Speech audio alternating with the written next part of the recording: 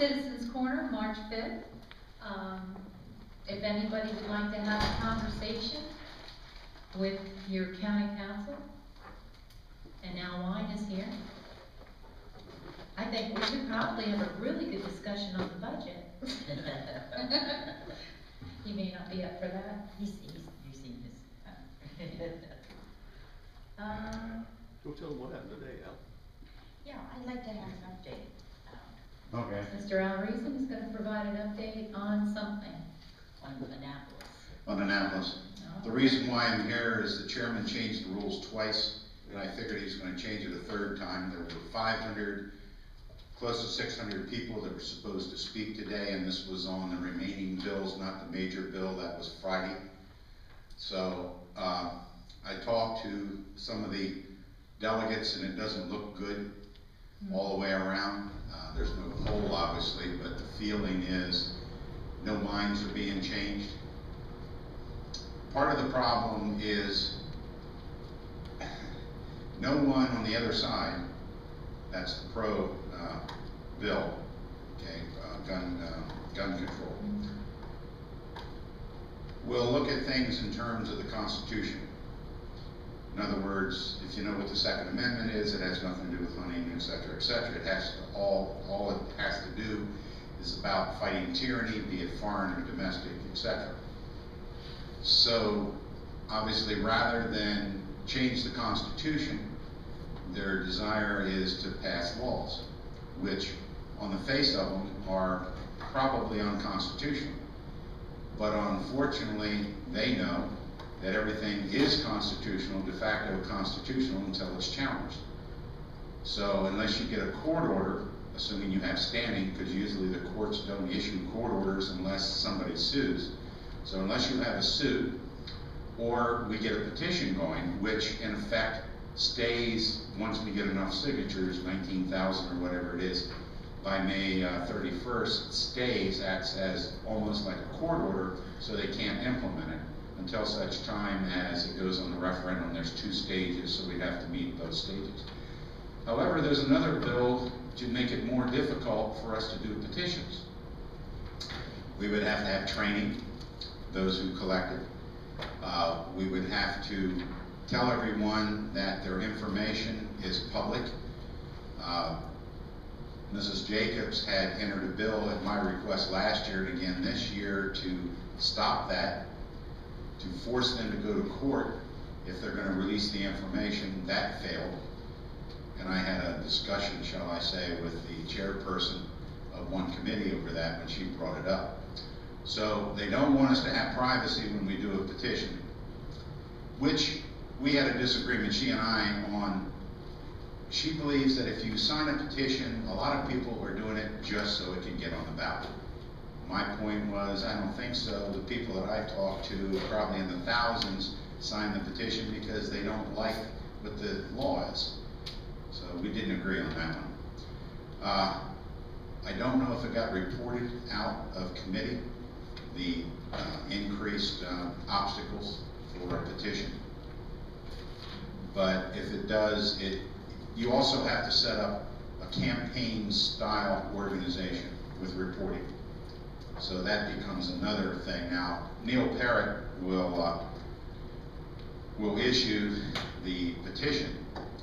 And the other thing is, if we go after the petition law, we can also freeze it so that they can't implement that. So in other words, we'd go under the previous law before the new law kicks in if we get those, however number of signatures on May 31st. There's a total of 80 bills. The vast majority are anti-gun, although Delegate Smeagol has put in again for carry. There's also a bill that allows carry on school grounds by teachers, etc. Somehow I don't think those are going to get through again. So the indication is also from the Senate side, and there's a hearing tomorrow on the miscellaneous bills again. But as you probably know, 281, which was the overall anti-gun bill, did make it out of committee and was voted on the floor. My understanding is, and I haven't got the information who yet, they were going to try to do a filibuster to prevent the vote. but 4 people defected due to, as it was said to me, intimidation by some people so that they wouldn't help with the filibuster. So I want to find out who they are. Anything else that you can think of, Bill? That's about it. There's 500 some odd people going to testify today. We got there early. We went first, not in the first group. I didn't speak to any of the bills. I tried to sway the council committee by reminding them of what the Second Amendment is and how it's part of the Constitution, and that regardless of all this gun bills and so forth and so on, it doesn't mean a thing. It's not gun control. Bottom line is it's people control, and that's what I tried to convey to them, and told them to look at themselves, and don't you be. I just literally said, don't you be the one to cast a vote that's going to defray Marylanders from protecting themselves in the private sector, and along with some other things. So who knows? We did our best. Well, I think Friday there were over 2,000 of us, and 32 of the other side, somewhere along in there. Anyway, it was the vast majority was on our side. 1,300 speakers were on our side, It was 32 13. was on the other. I was down there, it was about a month ago, and that was when the first bill was being heard, and then the rally, the big rally was, On the 6th of February? yeah. Okay. And I heard many people saying they had never seen anything like that. Well, that was the largest demonstration they ever had, over 4,000. The police said that was more people than they've ever saw at any demonstration. But that just goes to show you the extent of the arrogance of the General Assembly. They can do it, they will do it because they can. And they've made up their minds even before the hearings took place. I know that there's one sheriff that has already said he will not enforce it because he would be violating the Constitution. There's more than one. So that would be interesting to see how many people will stand together, but if you're successful in getting these petitions through, I think that would speak volumes, and it might be it might have a benefit all its own to be able to overcome what the General Assembly has tried to do. One thing that you see in the testimony from law enforcement, those who are appointed are for the gun control. Those who are elected are not for gun control. Yeah. And if you go on the Cecil County Patriots Facebook page, I linked, and it's probably now about 5 or 6 articles down. I linked to the hearing and some points, because it's video. And you can see the 3 sheriffs that were there, some from the Eastern Shore going. There was back and forth, and it was mostly the people on our side talking to them. And it was quite interesting listening to their positions and the whys and wherefores. Yeah. Before you came outside, just a point of reference to sheriffs. 5 sheriffs from the Eastern Shore came in their dress blues and dress uniforms, and they spoke one at a time. It was one of the most colorful things that I ever saw at a demonstration, with the different colored uniforms, and they all had the same message. It was that was the highlight of my day at the demonstration. And of course, Dan Bongino was the last speaker, and he lit up everybody. But we had some force there, and when you have 5 sheriffs from stand up and say, fight for your rights and so forth, it makes me wonder what's going to happen after these things get passed. Are these sheriffs going to be instructed to enforce the things that they spoke against today? What's our sheriff going to do? Who knows? There's 2 organizations, the Sheriffs and Police Officers Association, the Constitutional Sheriffs and Police Officers Association, which is getting started, which is all about stopping or impeding, shall we say, the enforcement of some of these laws. There's also an organization being formed across the country now, the Constitutional Security Force, which will be a reserve force that's under the sheriffs and any chief of police who's bold enough to organize. This will be effectively a reserve force, but the full intent of that reserve force is just like the association, is to counter any federal or state officials who decide to come into a county and enforce confiscation, something along those lines. There's also, from talking to people, organizations in the counties that are informally being set up to counter it as well. So it may die in the legislature, but if they think they're going to enforce it, there may be a problem. Is there any precedent for challenging this on the state level to where local governments were able to keep their own laws? Well, probably the closest thing, the only thing I know of from history, is the committees of correspondence during the Revolutionary War. Okay, they were the unofficial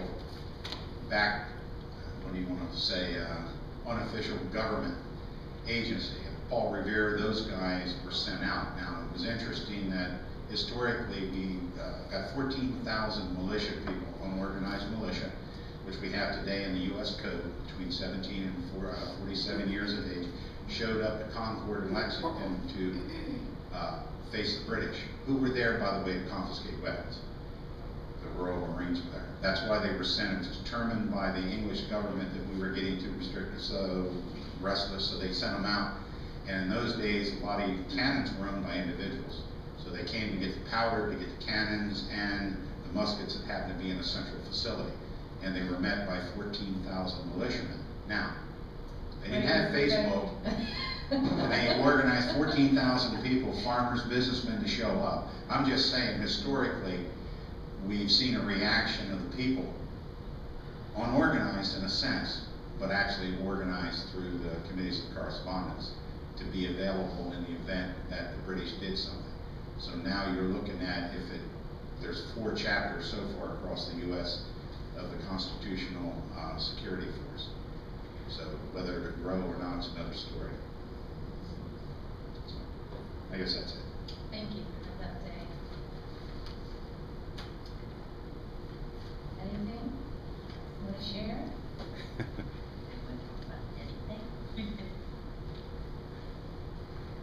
Why don't you share with us what you've been doing of late?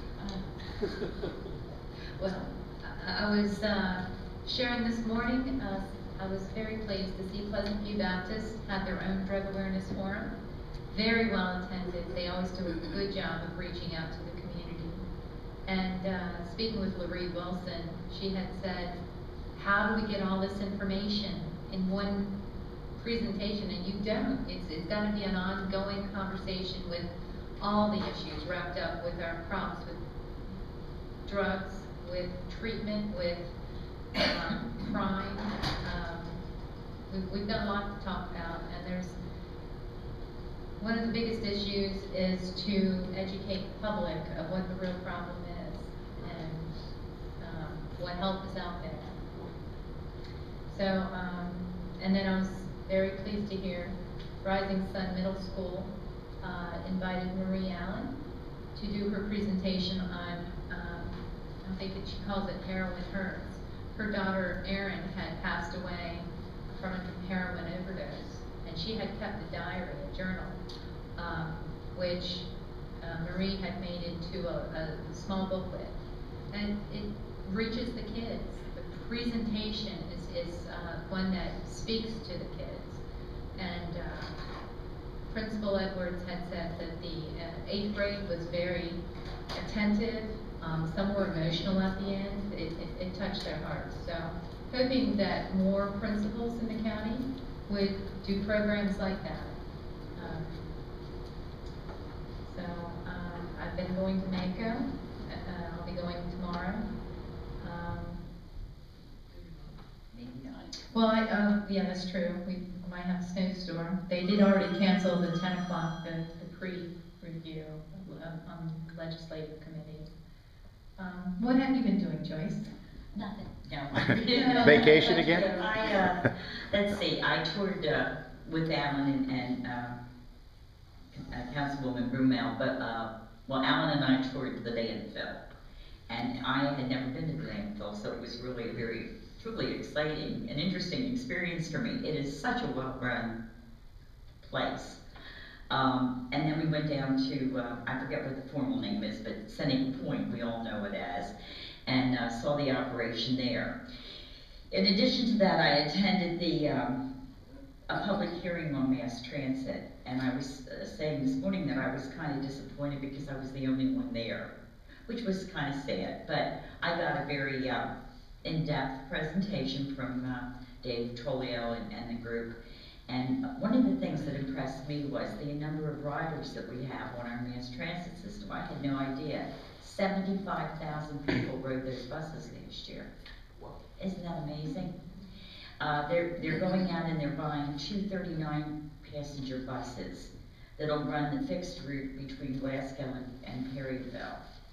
And they've got a lot of things in the works. Everything that they had to say was very, very positive.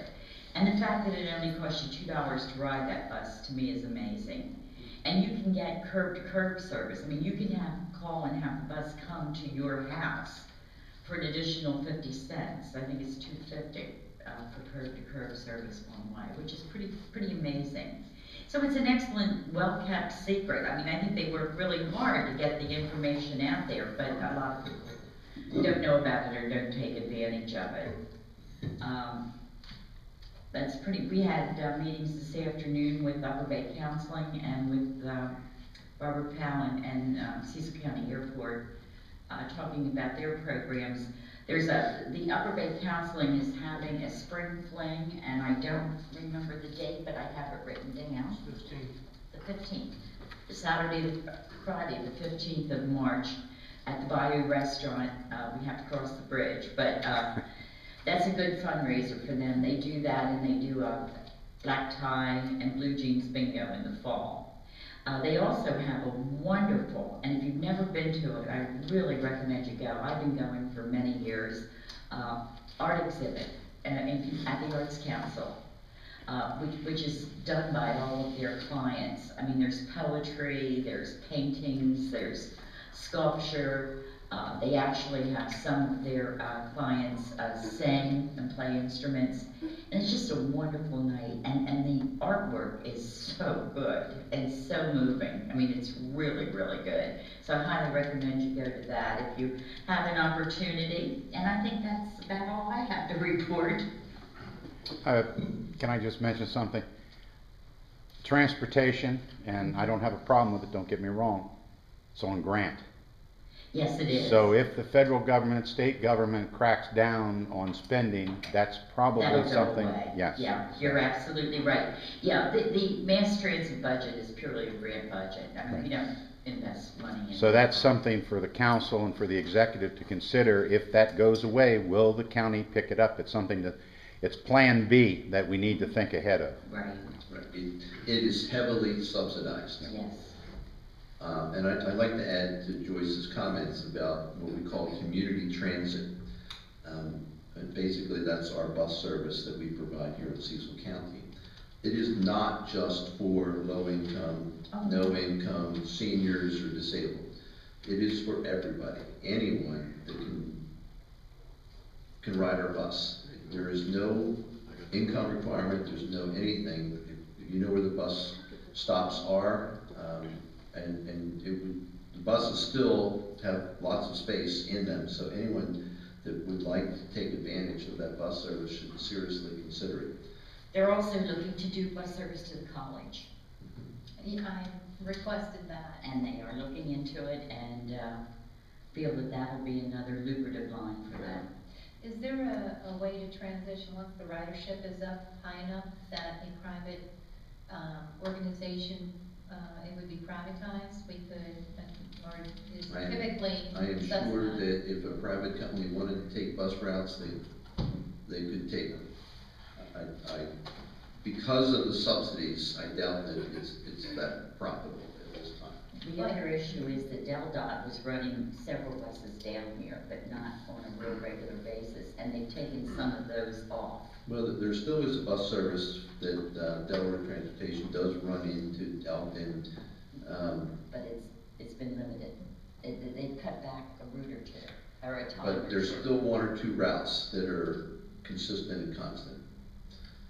You're absolutely right, but what they plan to do is maybe take over the Delaware's route. Yeah. And be compensated by the state of Delaware for that. That's a possibility, but we also thought about taking over or running a bus across the Susquehanna River Bridge. And bottom line is Harper County can do it more effectively than we can, so we really reimburse them for running their bus over here. So Right. Cecil County's buses can get connected with Harper County's buses. But if Hartford County gets to go onto the base and they're negotiating that, they're not gonna have enough buses to run across the Susquehanna, so we may have to pick that up. Is there any chance for the second rail for Mark to connect to Delaware? Wasn't that part of the master plan? Yeah, it was part, we didn't discuss that. We didn't discuss rail at all. We were strictly talking bus service, at the public hearing that was that. That was, that's right. But it is, right, you're right. And I think that with the new station, when it gets built at University of Delaware, it'll be more reason to run a train up there. It'll help us meet our goals on the Route 40 corridor. Yeah. That'd be a good thing. Alan, did you have anything you wanted to share? You don't even have a microphone. You're a smart one. Okay, you'll do the talking.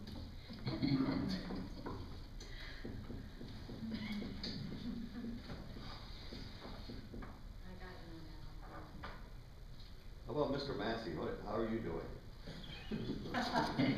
I'm fine. No comment. That's nice. I must say that it has been a joy to meet the people of Cecil County. You know, I've lived in Harford County all my life, and we all have notions about what our neighbors are like, and it's just been enriching how open and genuine the people have been here, and I really appreciate that. And You're really a great people. recently you've become excited about Cecil County, and you're gonna register for the. Right, I'm going to attend the Cecil Leadership Institute. So I'll be starting tomorrow, so I'm real excited about learning more about Cecil County and all the community groups and places. It's good. How do we start by knocking the street out?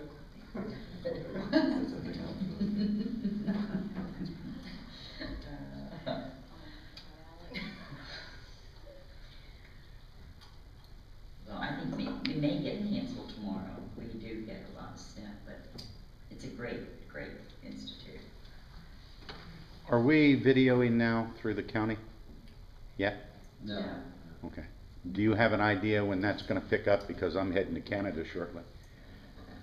I got the impression from Scott Misniak it would be within the next 2 months. They're trying to work out some fine tuning, that they have a plan that they're developing. We, the council members today, you weren't here, he made a presentation to us. It's in its infancy. It needs to smooth out some rough edges, set some policies, and we expect within the next 2 months he'll be back to us with a program to institute it. But it looks likely without hiring additional staff or software or programming. It may not be as pretty as Harford County that spends hundreds of thousands of dollars, but it'll relieve you from your duties. I won't be doing it. I did thank you and say I appreciate your service, and that I've used the YouTube videos that you've downloaded on a few occasions. Do you know, I didn't think there were that many hits of people using it, and I think it's No. restricted because people don't know how to find it on YouTube. Well, we've put it out on Facebook and everything else. Unfortunately, I think, like in Harford County, not that many people use the system, is my understanding. I mean, it's there for someone who wants to use it. The other thing is, and it's something that I've mentioned, when we do the video, if we can mark it, that's one of the worst things. I mean, we do that with the audio, and that's good. Or we Talk can about segmenting. Segmented. yeah, mark where somebody, where, you know, something, an issue is discussed. Because when I put these videos up, and some of them are 3 hours long, you could spend a lot of time, I do sometimes, trying to figure out what was said when and where. So it's just a small point, but it makes it more user-friendly, shall we say. Yes. Right, and I think that's one of the things that Scott's working on, that probably won't happen the first time out. But there's still some loose ends that he's working on to fine tune it a little bit, but we expect him to have something available within the next month or so. I'm going to see, I wrote Vince an email, he hasn't responded, I'll see if he can pick up the slack, okay, once I'm far, far away. Okay. Some of the other things that we've done is we're still working on the council rules and procedures. We don't have those finalized yet, but we're going to have another workshop, and hopefully we'll get them approved. We're rounding the bend on it, I think. I think there's just a couple more issues. Also, Councilman Broomall suggested that we write a letter regarding House Bill 390, which is asking for a seat at the table on the pension trust. Is it a Maryland State Retirement Pension Board. Okay, I couldn't remember what the exact name of it is. And not that Cecil County would have a seat, but that a county, some part of Mako will have a seat on that particular board. What else did we do? Oh, we talked about maybe having the afternoon work sessions in this room. And start scheduling this room for Tuesday afternoons, so that the sessions can be recorded. If someone already has the room scheduled, we're certainly not going to kick them out, but you know, we're gonna start tying up this room for Tuesday. I think that's it. Did you mention that transportation thing they're trying to pass? Martin O'Malley, Mr., I guess, the Secretary of the Senate or President of the Senate, as well as the House Leader, want to have a $3.4 billion road and mass transit association they passed here. Is that the gas tax? Well, it's going to include your gas tax. They've got all kinds of trickery in it, I'll tell you that. But we've been promised that it will stay this time for transportation, trust me. Yeah, they're supposed to have a lot of funds for it. I think they'll go to Baltimore and other places. That's exactly right. We'll get to pay for it. That's right, You and should be proud. but we're paying 37% of the tolls, why not? Right. You might get to pay them all. But read it, it came out, I got it off the internet, but there's a lot of stuff in there which I think will be shocking to you. Ways that they can make lots of money. They're complaining that they've not raised the fuel taxes since 1992, but unfortunately the price of gas is going up. So every gallon they sell, they get that much more money. Gas is a whole lot more expensive, and then they're going to basically index it to the CPI. So when the CPI goes crazy, your fuel prices will truly go crazy. Well, right now, it's a set amount per gallon. Yeah, but that's It's not a gonna change. percentage, right. So It's all gonna change. So it stayed, whatever it is, 50-some cents a gallon, even though the price is quadrupled. So now they want to get their fingers in like a sales tax. Oh, yeah, they'll definitely get it. So read the fine print, that's where the devil is. That hasn't been, since when I was down, the 3 times I've been down in Annapolis, nobody's really, that I saw, was talking about that, because things are being, you know, the gun thing, everybody's concentrating on that, so this may slip in the back door. Sunny Day, they'll do it probably right before they go. That's usually when they pass their taxes. A point of information on that gas tax. Glenn Denning was governor, and they put a 5-cent gas tax on the Marylanders, which was supposed to be removed in 18 months. Don't trust them, because it's never been removed. I don't think I've ever seen a tax that was removed. I was just saying, what tax has been reviewed? That's right. Yeah. Got a telephone tax from 1898 still. If anybody has, some people just came in and we're just chatting, and if you have anything you'd like to talk to us about, we'd love to hear from you. We're just giving an update on what we've been doing. Did you tell them about the landfill and all the services they provide? Oh, yeah, well, I told them I love the landfill, and it didn't smell. I do love the landfill. And they have rapids at the water treatment facility that you can ride if you don't mind on Brandon. I got an issue with the landfill. I was there Saturday, Mhm. and there were 7 people, and none of them was moving any too fast. They looked like they were moping to me. Well, I'm sorry to hear that. Where were they? Up there Up at the collection homeowners, stations? yeah, where you Huh. dump it over the wall. Well, obviously, Mr. Beanick was not there because I'm sure he would have cracked the whip if he were, but you might want to let Pete know. He's got cameras, he can He monitor can watch that. him. Yeah. I didn't realize that they have stations for just about everything now. I mean, you can take aluminum siding, you can take oil, you can take latex paint anytime. Did you know that? Because they mix it and resell it. Which, I mean, it's just really interesting. And anything with a cord can go into the electronic products section. So, I was impressed. And now I'm like the burning, the flame. Methane. The methane Methane. flame. Oh, yes. Whatever happened, Al, do you have an update on that company that was supposed to, market that for us? Yes, a while back,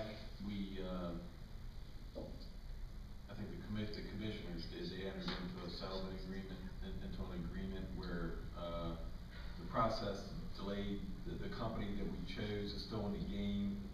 They're in the but it's slowed down because of the market. They're still doing some due diligence and, they're still in the game. It's just because of the market conditions, it's not viable for them to proceed at this time. But there's still, the agreement was such that at the point in time when it is sensible to proceed, they can. So we're just in limbo, waiting for the market to change, or they might. President Hodge was involved in some of those discussions.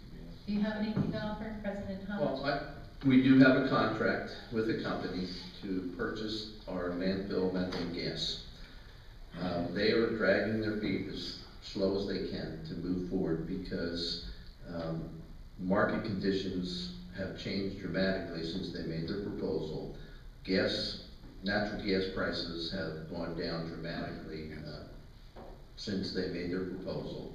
The price of electricity, which would be their finished product, is going down, so they can't sell their electricity for as much as they wanted to.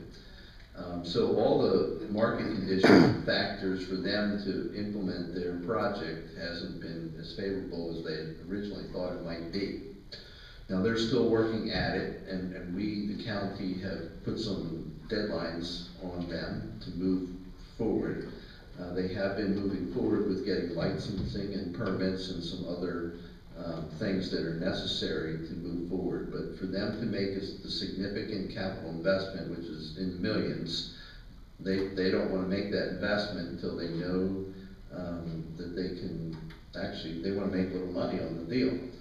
So they're hoping either market conditions will change or something will happen, but I think that we, the county, are pushing them to move forward. Otherwise, the gas that we're producing is going up in flames rather than to some productive use. I was kind of under the distinct impression they intended to put a gasoline-powered generator there to generate their own electricity to run the facility. When you say gasoline, it's methane gas. No, I said gas-generated diesel. I mean, actually, a gas-powered diesel engine. Or actually, it's a gas-powered generator. Right. Methane gas-powered generator, that's Yes, correct. exactly. Their proposal was to use that methane, burn it through an internal combustion engine, Correct. generate electricity that they could sell onto the grid. Or basically use themselves at the facility. No, there was never the plan. Was it? Okay. No, it was always to sell the power to the grid. And so they have moved forward with getting the paperwork and the permission to sell through the grid and to, because they're burning the gas and they're going to generate some emissions, they had to get a special waiver or permit to do that from the state. So it's not a simple case of just building it and selling. You know, there's a lot of permits and permission that you have to be granted, and they're slowly working at all that. Mr. President, I don't think there's going to be much chance of that coming forward, because unless the EPA stops fracking, there's a new field, huge field in southern Texas. So natural gas for the foreseeable future is going to be very cheap. I didn't hold out high hopes. When they slowed down and almost stopped their activity, the county was upset because we had signed the contract, asked them to move forward. You can't get blood out of a turnip. And so it would not surprise me at some future meeting of the council that is brought to our attention, this company is in default of their contract.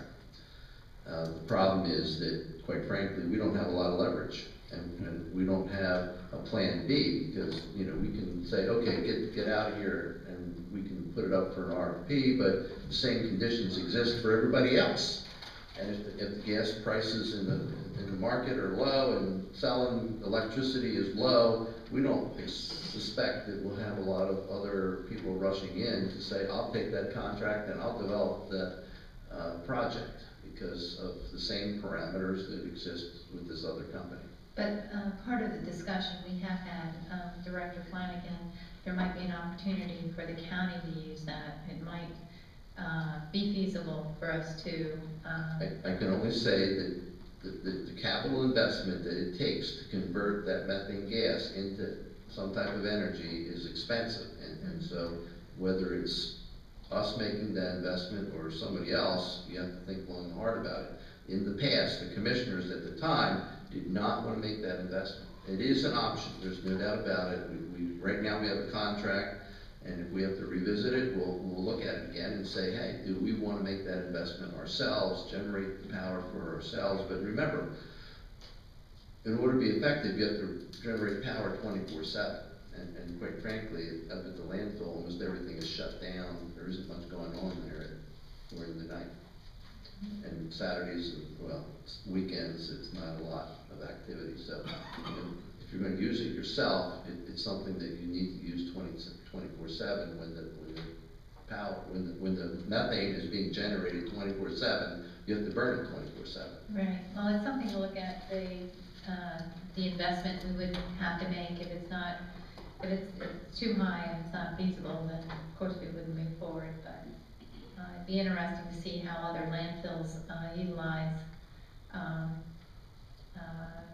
that source, and just keep our options open. Bill Gilby is using it to aerate his lagoon, so. He's creating it from the Manure. manure. Yeah. But that's right, and so he generates it, the manure generates it 24/7, and he aerates 24/7. So it's a continuous cycle. The landfill generates 24/7? Yes, but what do we do with it at nighttime?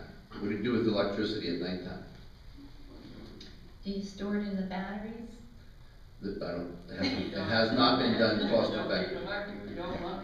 Compress it, and store You have to it. burn the gas. That's exactly what they said. Compressing and storing gas is expensive. Yeah. Compressing and storing gas is expensive. Storing electricity in batteries can be expensive too, when it's expensive electricity. It just, under today's technology and the conditions of the cost, it's not cost effective. Now that, I won't say that won't change, and there may be a day that we'll reevaluate. And as technology improves, things happen. That's why they flare it off in the Middle East and other areas, just the capital investment to move the gas. The oil is one thing, but the natural gas, or the methane, is just not worth the effort.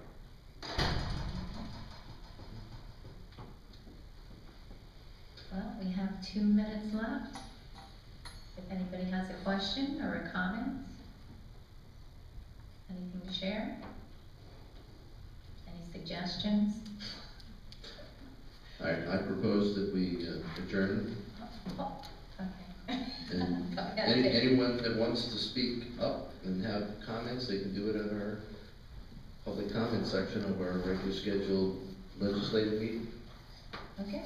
So we're adjourned until 7 o'clock.